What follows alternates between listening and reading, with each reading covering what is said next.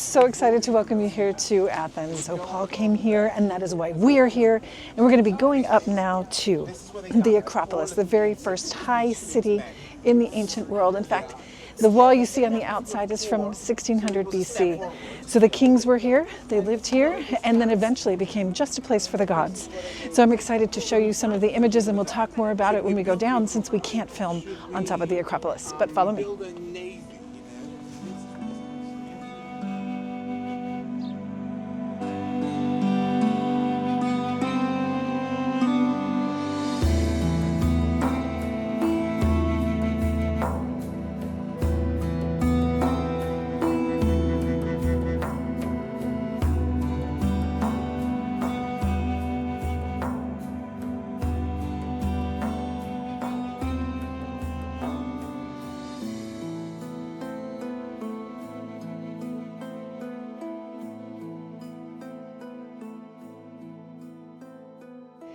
Right in front of me is this incredible temple of Athens, Nike, or Nike in Greek means victory. And look at how beautiful it is. It is so elegant. They say it's one of the most elegant temples on here, on top, but also one of the most elegant temples in antiquity. And you can keep going to your right, because here in front of us is the great place of the miracle of democracy, the Pinks, and we'll go down there and you can see the rock of Mars. They call it the Rock of Mars, and that's of course where they had the Areopagus, the courthouse in a certain sense. It was an open air courthouse, and then down below, of course, the Agora. So these are all places where Paul would have walked. Absolutely incredible. Let's go in.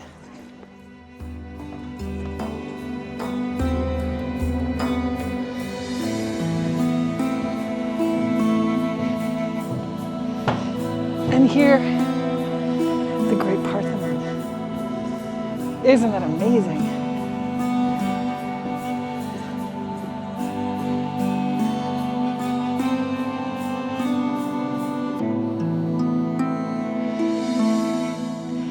So being here on top of the Acropolis, it's such a blessing. And this is one of the coolest buildings. It's apparently, as the guide was telling us, one of the most important, dedicated to Erechtheion, the god who was born from the earth. Okay, now he was half snake, half god, or half snake, half man, but he was a god. So anyway, this was his temple, and this apparently, which is so amazing, if you ever get to come here, also held the statue which the Athenians thought was the most important, because it was the statue of Athena, the god of the city, that was made out of olive tree wood. And so that's such an incredible story. But this is the one they would come after the Pan-Athenian Games. They would come together in that stadium, which is just enormous, and they would dress her up again, the athletes who would win those games. So you can see how beautiful these columns are right here. But what they were telling us is the most important part is the part of the women who are columns. And I think all of us have seen pictures of this, but you'll love it if you ever get to come. And they're right here. You see, instead of columns, they're women, and they have their weight shifted just on one foot. And what's so incredible about that is it not only indicates their beauty, but it indicates their strength. And so this was something where you're talking about the beauty and the harmony of everything that the Athenian culture was. And so they're holding up with their strength, not only the building, but really this culture, because it was the goddess who was the one that they chose to be the god of their citizenry. So you see this incredible building behind us, which is where we could say the modern statue of Athena, of where she was, and that was a huge statue made out of ivory, apparently covered with gold. Eventually those were used to make coins in in Istanbul, in Constantinople, when it was Christian.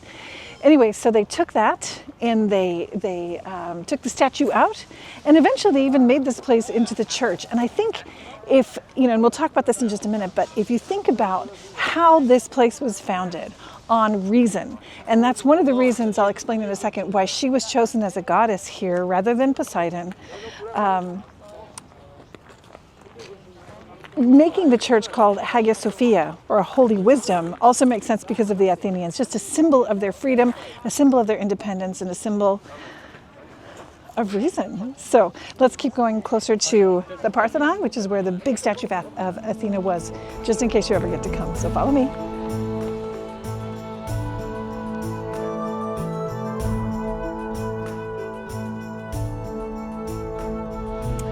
So just like these ladies, it reminds me a lot of Magdala. You know, you've got the columns that are representing the women holding up the ceiling, the round ceiling of the women's atrium. So here they are, like this. So I don't know if that's strength and beauty to you, but they're holding up freedom and reason. But let me just mention something really quick. How on earth was this place founded? Why is it that you've got the god Athena here? Why is she the most important? Why does the city have her name? And it's because the gods were having a competition. And so apparently they were racing here to the different cities and to see who would be the god of this city.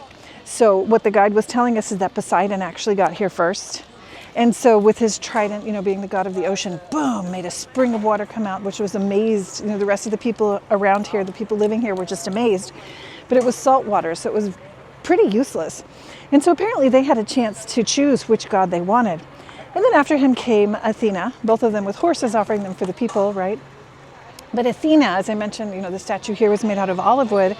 Well, she offered olive trees to the people. And as you notice when you come up here, it's covered with olive trees. And why is an olive tree good? Well, it is not only wood that you can use for burning and building, it's also the olive oil, it's also you know, anything that you can use oil for, which is also for health and athleticism and all of that. And you can certainly eat the olive, so it was for food. So the Athenians weren't stupid. They said, well, this is much more of a wise choice than the brutality of this Poseidon. And so, even though the sea is right here, they chose Athena. And that speaks a lot to why Athens was so important. Even if Paul may not have chosen to come here, in God's providence, he brought him here. Because in Paul, we see the crossroads of these two very important cultures, of Jerusalem and Athens, but most particularly of the revelation of God and reason that God gave to mankind. And so if you think about Athena, that's what she represents. She represents reason, overcoming all of these dark forces, overcoming all of this you know, passion and anything that can be like chaotic, you know, she's bringing order. And so that's one of the things that made the Athenians so great and so wonderful, that they had that as their first priority. And if you think about what we saw over in Delphi, there was this huge monument, of course, to you know, in Delphi, but it was because of the war that they won against the Persians. And so if you see this place right here, apparently they were telling us it was the first temple of Athena. And it wasn't grandiose like this one, which was rebuilt eventually. But when the Persians came here, and this I think was in the 5th, 6th century BC, they destroyed the entire top of the Acropolis. And they would do that because if you're going to win over a people, if you're going to show your power, you're going to destroy also their gods. Well, they came with that. Historians even say 1 million people. Are you kidding me? But anyway, they destroyed everything up here. But eventually, the Athenians won a war against them, even though they lost the war of Thermopylae, right? But eventually they overcame the Persians. And this whole temple that you can see here, in fact, even in the front of it, you can see where they would have had friezes, not only talking about the origin of Poseidon and Athena, but they also had on the front of this, which would have been the main entrance where people would come in, you can see little holes in the top. Actually lots of little holes, but in like different distances around the top of that. And that's where the Athenians put the shields, okay, of the Persians that they overcame, so that they would always come here and never forget who won that battle. It's sort of like a national pride thing, but also shows, in my opinion, the power of reason, the power of democracy, the power of the independence, which was so characteristic of this city and was their pride. And so this is something which Paul knew very, very well. And, you know, I can't help but think that, of course, he would have come up here. If you're going to come into this city and you're going to walk down in the Agora, which we'll go down there in a second, and talk about what happened in the Acts of the Apostles, you're also going to make your way up here. He was on his own, so he had some free time on his hands, and he probably wanted to see what he'd always learned about in Tarsus. So this is an extremely important place, especially for what he says and how he says it to the people who listen to him. So let's continue our journey, and I'll tell you more about it when we get further off the Acropolis, since we can't officially film up here, nor take my pilgrim staff. But we are here bringing you to see this incredible beauty. Oh, and before I finish, can I just mention something? I'm going to come back over here because I just love these columns. When we were in Egypt, and if you didn't have a chance to see that virtual pilgrimage, I invite you to go online, and you can see that on magdala.org. But we were walking through those incredible temples of the Egyptians. You know, it was like a sea of columns, very similar to these, but Egyptian, of course, made out of, you know, sandstone, carved straight into that sandstone. But you're walking through that sea of columns, and you're looking up, and they were colorful. And just like in these places, nobody could go in. In those places, only the priests could go in as well. So normal people didn't go in. But I, being a normal person, I was like, oh my gosh, this is incredible. And so seeing how they honored their gods and how extraordinarily beautiful it was, and sort of like breathtaking, awe-inspiring there, also here. I remember taking a step into Sinai and thinking, oh my gosh, this place is so ugly. It's so awful. And what they had was a little tiny god, and they built a tent for him. So there's something powerful about the faith of revelation that comes with the Jewish people, that comes from the God who revealed himself to the chosen people, which even though you have all of this and it's overwhelming, our hearts are made for him, as Augustine said, and it is restless until it rests in him. So we'll talk about that more as we head down. Follow me.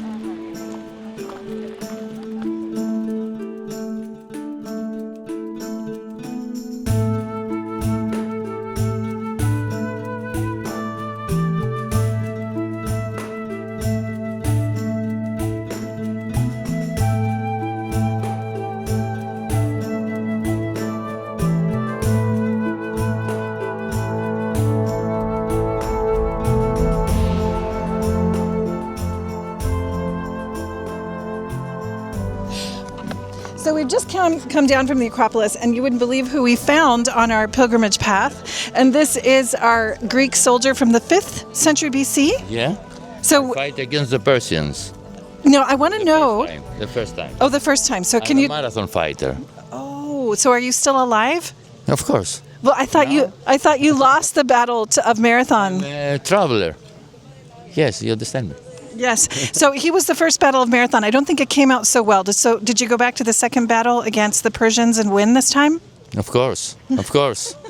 Every time. So tell us about what you have here that would be important for us to know. I'm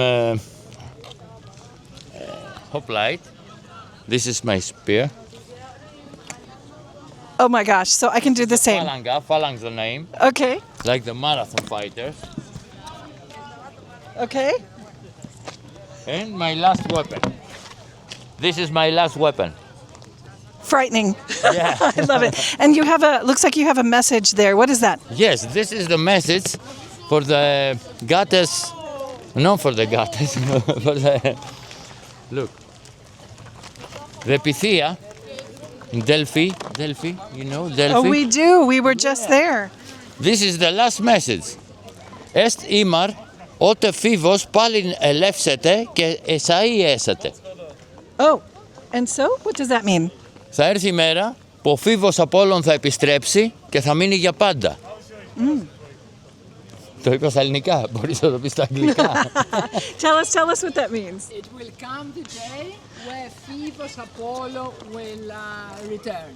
The day will come Stay forever. when Apollo will come and stay forever. Forever, because it's open the minds, and the minds it's open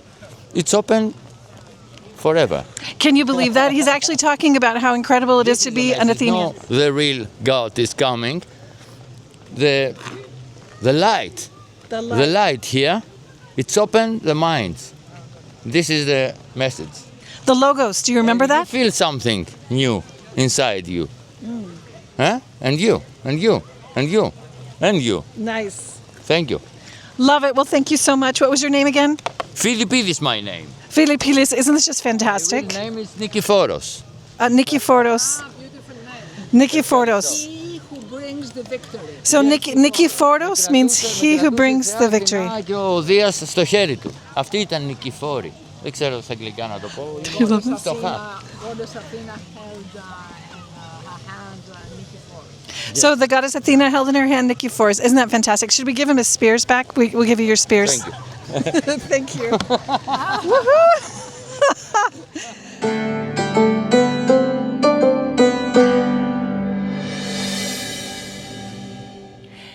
So behind me, you can see where we were just walking up on the top of the Acropolis.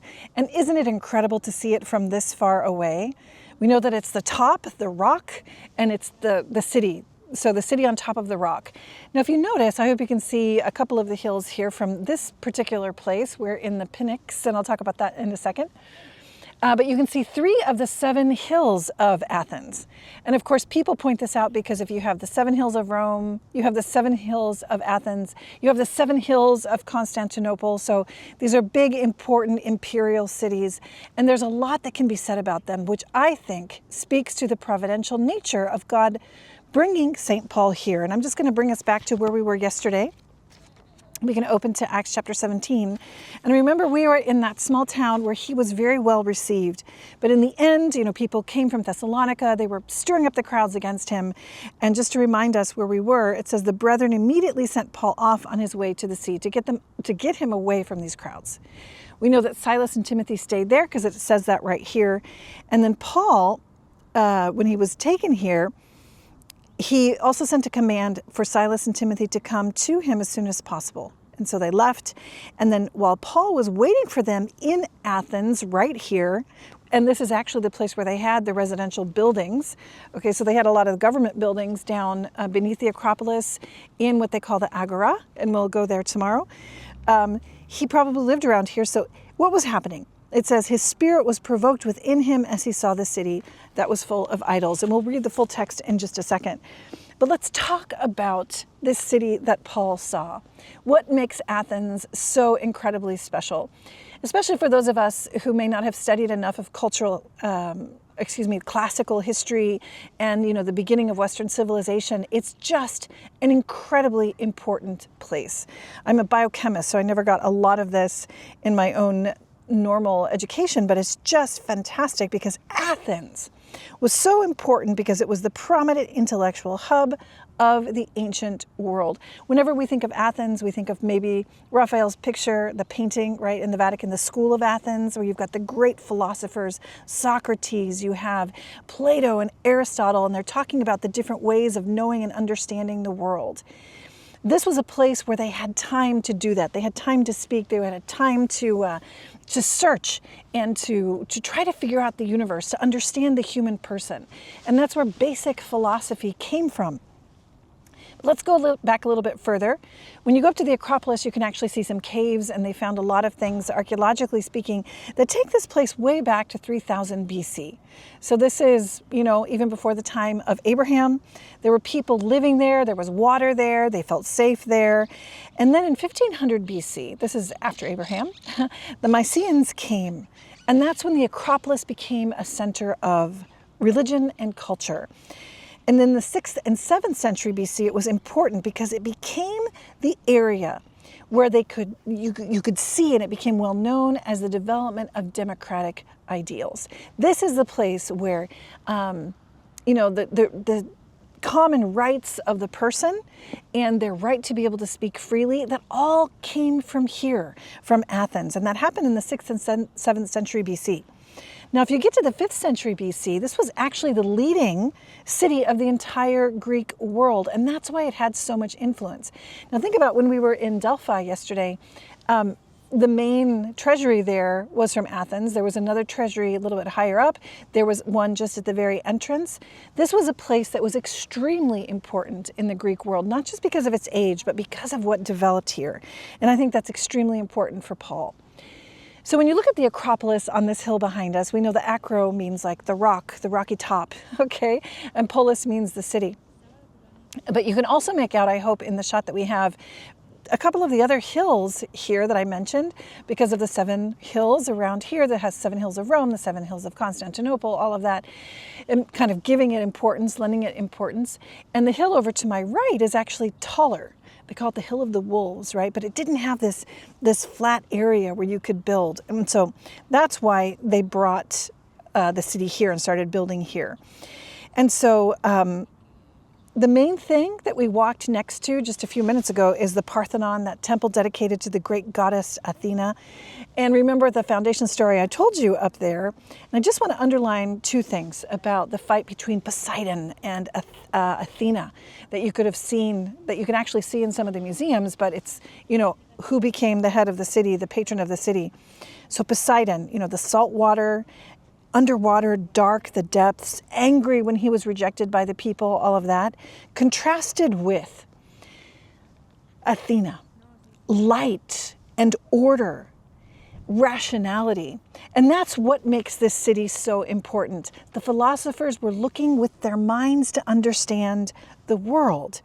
And so that's what makes it so important. Brute force, like of Poseidon, versus wisdom. And that's why I think it's, like I mentioned at the top, the church they put there was called Hagia Sophia. It was a wisdom in honor of the wisdom of the Lord, right? But it's also because wisdom, even in the literature in the Old Testament, it's always portrayed as a woman. There's something there, right? But the most important thing I want to point out with that is going to what made the city so important. And those are these forces that we find inside of us. We have, in a certain sense, a Poseidon, and we have an Athena. These things are going back and forth, brute force or rationality. And the philosophers here were helping us to understand that your reason needed to be, like that chariot driver to control all the horses, right? This force that we have inside. Now, I want to just point out a couple of, obviously, the main philosophers. We saw the prison, of course, down below where Socrates was, where he actually taught people. And I think in that shoe store of the man down there that we saw, probably Plato was one of his students.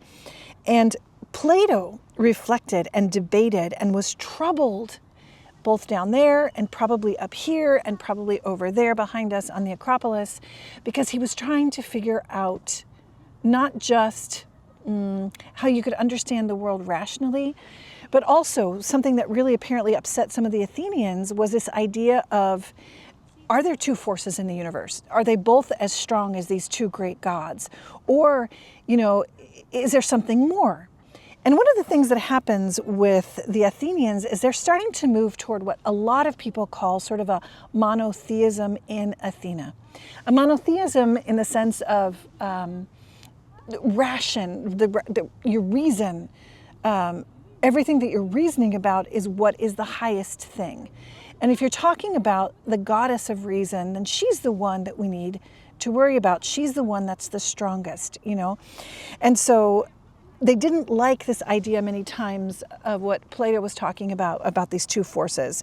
And so they were coming around sort of, I think there's some fireworks and things, it's kind of exciting. But they're coming around this idea of the logos, right? The logos. And if you also combine that with Aristotle, okay, he was a different type of philosopher than Plato. But what Aristotle was talking about regarding the soul made it something that became, that is eternal. It's something that goes beyond just, obviously not just the matter, but there's a distinction between the soul of living beings and the soul of mankind. So these are the types of discussions and the types of things that they're talking about, that they're wrestling with here in Athens. Now, if you think about how important that is for somebody who's coming to declare the truth of what he's found in Revelation, it's key because it's building on this incredible foundation, right? They always say the supernatural is built on the natural. So if you have this bedrock of really strong reason, then you can go above that. You can actually build together with reason or build on reason what Revelation is, because they don't contradict. They actually work together. Okay, I just want to also mention again another temple that we saw up at the top, and that was the Erechtheion, which was the temple tomb of this god, the god of the earth, this half snake, half man. But being born from the earth is something I just want to underline. It goes back in a certain sense to the Judeo-Christian idea spoken about in Genesis. From the dust of the earth we came. And then, of course, on that particular temple, we talked about the caryatids, these columns, these female columns, holding things up, holding the world up because of life, right? Probably because of fertility and all of those things. So it's an extraordinary place. but it's the place that brings you deeply in search of the truth. And one of the things that the Athenians were the first really to articulate, I suppose, it's not the first ones who thought about it, but who had the time to think and articulate it, was there is an objective truth. There's something that goes beyond us, it's transcendent, it's objective, and together we can come and find that. And that brings us here to the place that we are at, called the Pnyx, okay? P-N-Y-X. And in Greek, like I said at the beginning, it just means closely packed together. So a whole bunch of people together. And so right over here behind these trees, there's a space that they say between 4,000 to 5,000 people would gather. And what's amazing about it is they are the citizens. They all have the right to be there. They have the right to vote, each one. They're actually the same before the law, right? None of them have a greater weight than the other. And they have the ability there to speak out, to say something, to voice their opinion. Now, I just want to point out here on the Acropolis, they did have kings living there. There's a big wall there. It was in different moments, but at a certain point in history, when the king was up there kind of wielding his tyrannical power, there was an uprising. And from what historians say, this uprising spread to all the different places in Greece where they don't want a king. They're the ones that are saying it's the will of the people.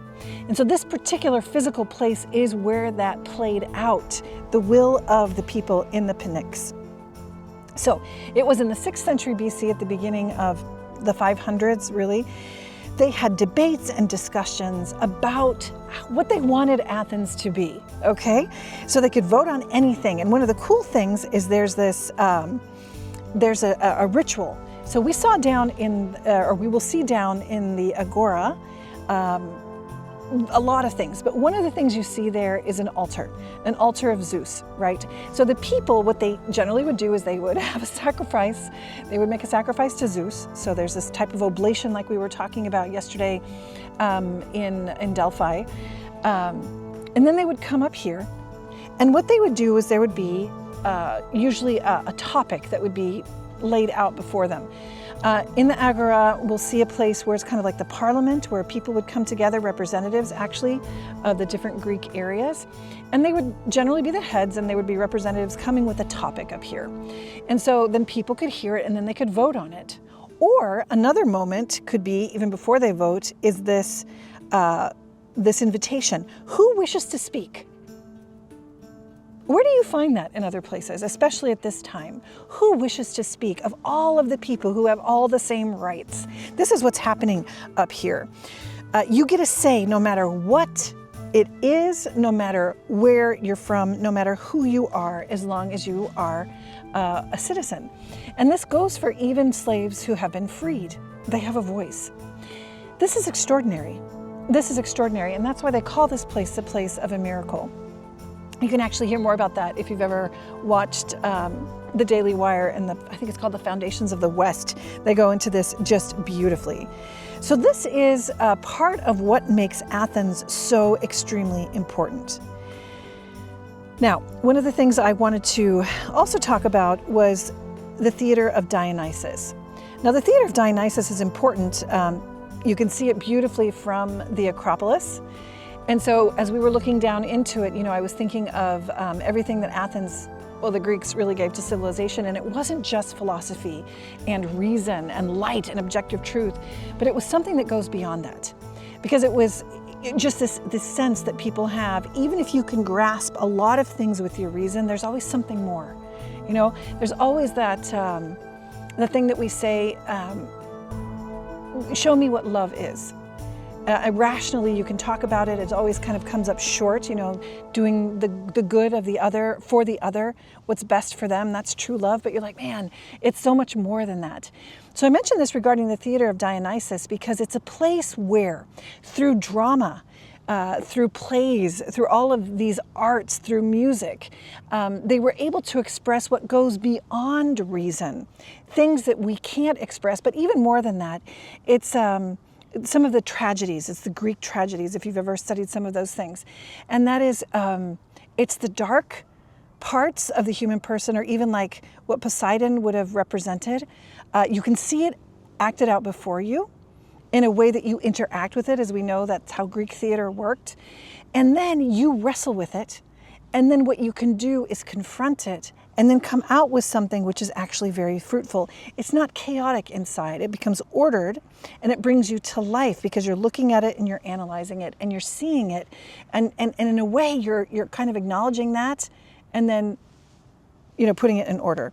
So that's what makes the theater of Dionysus so important. And people who do discuss it say that, if you think about Dionysus, you always have this god that looks drunk, quite bluntly. He's always pictured with grapes. He's kind of fat. And they would have him in different places where you would have feasts. And if you read anything about the temples of Dionysus and the people that had all these rites and rituals, it was kind of hedonistic. It was pretty crazy. But one of the things he does represent, especially if you have him in a theater, is freedom. So this freedom to be able to recognize, as I was saying, these dark forces and channeling them to build a rational civilization. So you're going to grapple with these things like Athena did, and then the light, just like what she is, comes out of that. So all of this to say that this is what Paul is walking into, whether he wanted it or not. Isn't that incredible? This is extraordinary to me. Now, one of the other things I wanted to point out is, and I have to say this because it seems sort of like an addendum to what I was just talking about. But when we were meeting this fellow down below as we were making our way further to different places, well, there was this guy that was dressed up like the Greek soldier, right? So he was making reference to a battle against the Persians. And I made a mistake thinking, so my Greek history isn't that great, but I was thinking of the Battle of Thermopylae, where they actually, many, many Greeks were killed. But he was actually referring to the Battle of Marathon. Of course, he ran the marathon to be able to not only ask for help when the Persians were coming in and they were going to destroy Athens, and then he came back and fought. And then when they actually surprisingly won Athens, he had to run back here to the city and tell the women not to burn it because they were going to burn it because they were sure they were going to lose the battle to the Persians. And so he ran back here another marathon and then just said, "Victory, Nike," and then he died, right? So that was the whole story of the soldier down below. But again, what happens with that example and why I think it was so, I loved the fact that he was there and we were coming up here to this part. He was speaking with great pride about something that happened 2,500 years ago, but it's an essential part of what Athens became. If you think about the soldiers and you think about the way they fought, and I love this analogy that was explained to me at one point. You had the Persians under the lash of their king saying, "Fight, go and win. We've got to, get these guys." And they did come into Athens at one point and destroyed the entire Acropolis. I think I mentioned that when we were up there. But then you had the Athenians, who had the experience of being free, who had the experience of what it means to seek the truth, to find together this objective truth, and to move forward as a civic people that were free. They fought for that. They didn't need a lash. They had freedom. And so I think with all of that, it gives us a great understanding of the soil that's very well cultivated for the seeds of revelation, the seeds of the message that Paul is coming to bring. So let me go back to the Acts of the Apostles, chapter 17 again. I hope it's okay. And this is what he does when he gets here. It's not going to be a surprise to any of you at this point, but he says, when Paul was waiting for them in Athens, his spirit was provoked within him as he saw the city was full of idols. Now, so he came into the port, and many people think when he came into the port, he would have seen, there was a long road, that connected the port to ancient Athens to protect the long road. Because the port is also one of the things that made Athens strong, especially when they developed their navy. But anyway, so when he got out of the boat, just like anybody who was coming to the port, he saw a lot of altars there, not just down in the Agora. He would have seen, a lot of altars there. And not just the great temples behind us. And that's where they think he saw the altar to the unknown God. So let me just read this. It says, he was provoked within him as he saw the city was full of idols. So he argued, where? In the synagogue with the Jews and the devout persons. So the Jews and the Greeks who believed in the God of the Jews. So he argued in the synagogue with the Jews and devout persons and in the marketplace every day with those who chanced to be there. Where is that marketplace? It's right here to my right. We'll take you there tomorrow. But in this marketplace, he was there every day as he was waiting for his friends, with those who chanced to be there. Some also of the Epicurean and Stoic philosophers met him. And some said, "What would this babbler say?" So I'm sure he was there every day just talking. So, and then others said, it says in verse 18, others said, "He seems to be a preacher of foreign divinities because he preached Jesus and the resurrection." So he's going back to his essential message of hope. So I wanted to talk a bit about this. The synagogue, first and foremost. The synagogue here in Athens, well, they actually had one, unlike in Philippi, where they met by the river, right? But the synagogue was tiny. They do have archaeological evidence of the Jews being here because they found a lot of inscriptions in Greek that have to do with Hebrew texts, or texts of the Jewish people. So there was a very small Jewish population.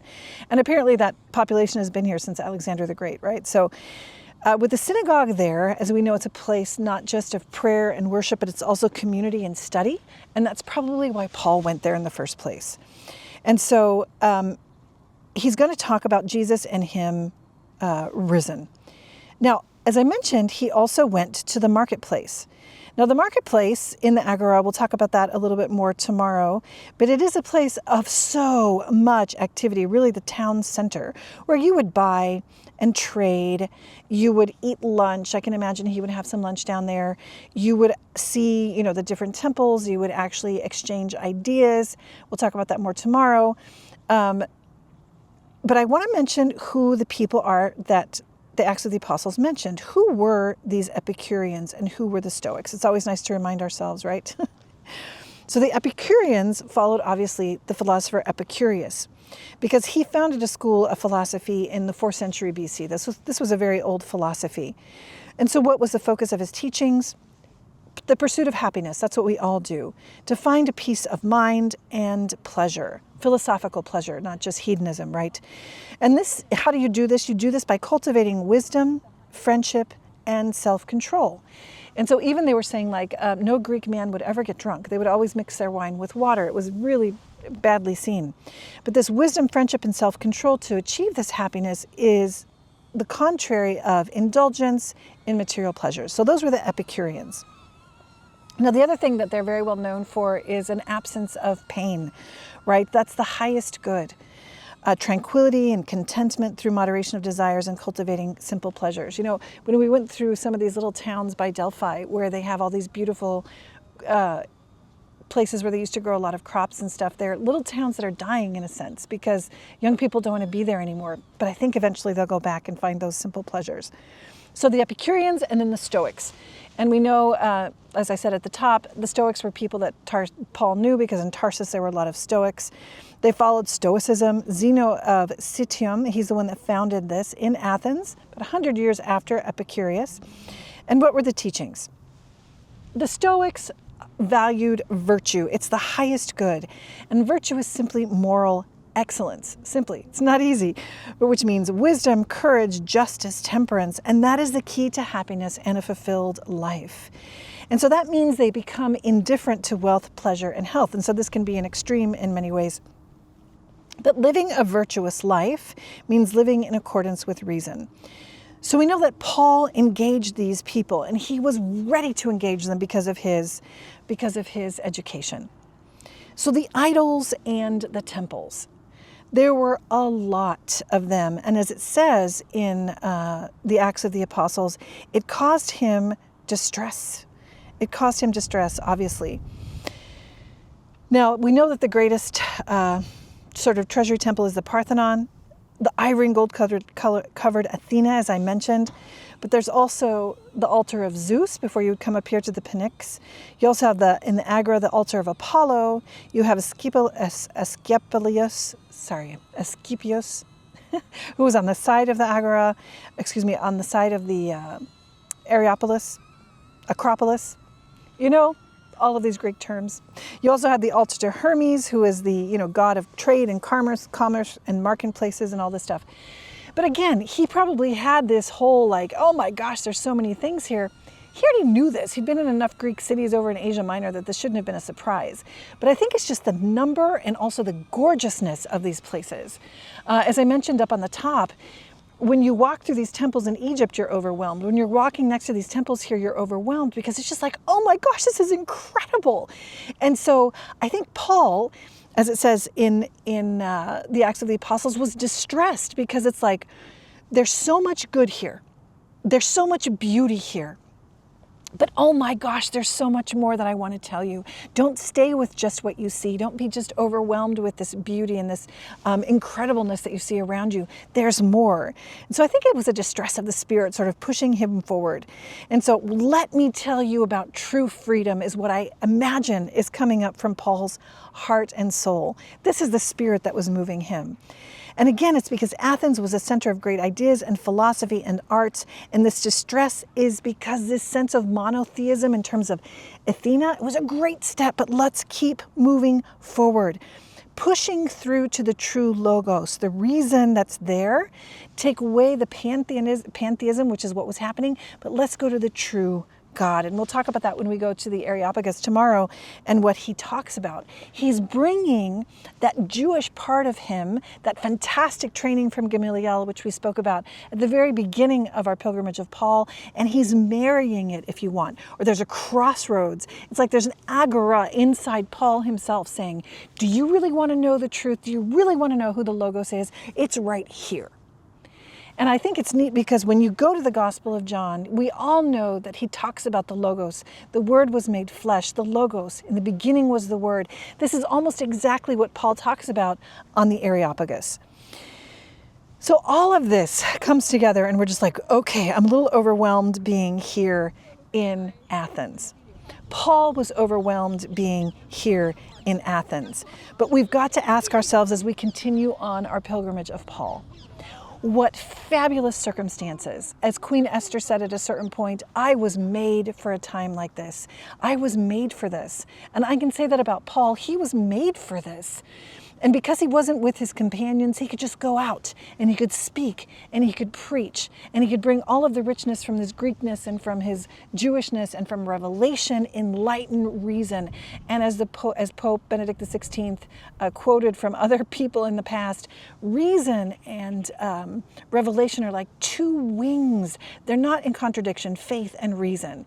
And this was the first place that this took flight.